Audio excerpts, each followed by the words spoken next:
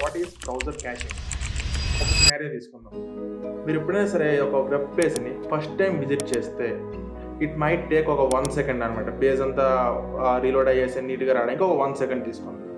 But if ఆ same పేజ్ని మీరు revisit చేస్తే, రీవిజిట్ ఇన్ ద సెన్స్ ఇంకేదైనా పేజ్కి మూవ్ అయ్యి మళ్ళీ అదే పేజ్కి వెనక్కి వస్తే దాన్ని రీవిజిట్ అంటాం. ఇప్పుడు ఏంటంటే మీకు ముందు ఎంతైతే టైం తీసుకుందో అంత టైం తీసుకోదు. It will take less time అనమాట. ముందు ఒక 1 సెకండ్ అనుకుంటే ఇప్పుడు ½ సెకండ్ అలా తీసుకుంటుంది. ఇలా ఎందుకు? ఫస్ట్ విజిట్కి అయితే ఎక్కువ టైం తీసుకుంటుంది, బట్ నెక్స్ట్ విజిట్ నుంచి రీవిజిటింగ్ అవుతుంటే టైం తగ్గిపోతుంది. ఎందుకు అంటే this is because of browser cashing. అసలు బ్రౌజర్ క్యాషింగ్ ఎలా, అసలు ఏంటి దీని కాన్సెప్ట్ అంటే ఏంటంటే, ఫస్ట్ విజిట్ చేసినప్పుడు బ్రౌజర్ ఏం చేస్తుంది, మనం ముందు మాట్లాడుకున్నట్టే HTTP రిక్వెస్ట్ చేస్తుంది. సర్వర్ నుంచి HTML files, CSS files, Java script everything download చేసుకున్న తర్వాత ఈ ప్రాసెస్ అంతా వస్తుంది. లైక్ డామ్ ట్రీ అనేది, తర్వాత రెండర్ ట్రీ, ఎవ్రీథింగ్ అనమాట. పెయింటింగ్, లేఅవుట్స్ ఎవ్రీథింగ్ అనేది జరుగుతుంది.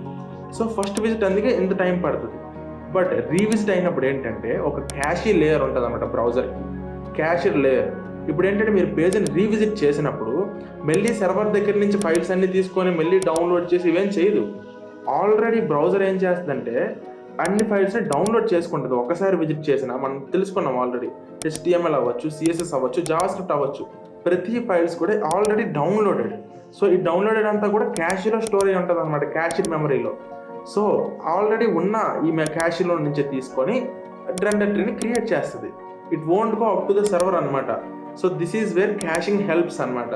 ఓకేనా? సో ఎప్పుడైతే మనం పేజ్ని రీవిజిట్ చేస్తామో మళ్ళీ సర్వర్కి వెళ్ళి సర్వర్ నుంచి డౌన్లోడ్ చేసుకో ఫైల్స్ని, ఆల్రెడీ క్యాషీలో ఉన్న ఫైల్స్ని యూజ్ చేసుకుని మళ్ళీ ఒక రెండర్ ట్రీ అనేది క్రియేట్ అవుతుంది. సో అందుకే మీరు ఎప్పుడైనా పేజ్ని రీవిజిట్ చేస్తే ఫస్ట్ విజిట్ కన్నా రీవిజిట్లో టైం అనేది తక్కువ అనమాట. తక్కువ టైంకి మనకి పేజ్ ఫాస్ట్గా రీలోడ్ అవుతుంది, నీట్గా కనిపిస్తుంది. So this is all because of the browser caching. అయితే what if the content change? Like ఒక వికీపీడియా పేజ్ ఉంది.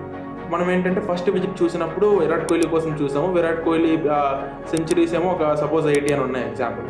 ఆ తర్వాత ఇప్పుడు లైవ్ మ్యాచ్ అవుతుంది. ఒక 2 సెకండ్స్ తర్వాత నువ్వు ఓపెన్ చేసావు, ఈలోపు కోహ్లీ ఒక 81st సెంచరీ కొట్టేశాడు. మరి అలాంటప్పుడు రియల్ డేటా కదా రావాలి. ఈ క్యాషర్లో ఉండే డేటా వస్తే అది రాంగ్ కదా. మరి రియల్ డేటా లైక్ 81 సెంచరీస్ రావాలి, బట్ 80 సెంచరీస్ వస్తుంది. మరి దీన్ని ఎలా మనం హ్యాండిల్ చేస్తాం? సో బ్రౌజర్ క్యాషింగ్ వల్ల ఇది ఒక డ్రాబ్యాక్ అంటారా, లేకపోతే బ్రౌజర్ క్యాషింగ్ ఇంకేమన్నా చేస్తుందా? సో అది నెక్స్ట్ వీడియోలో చూద్దాం.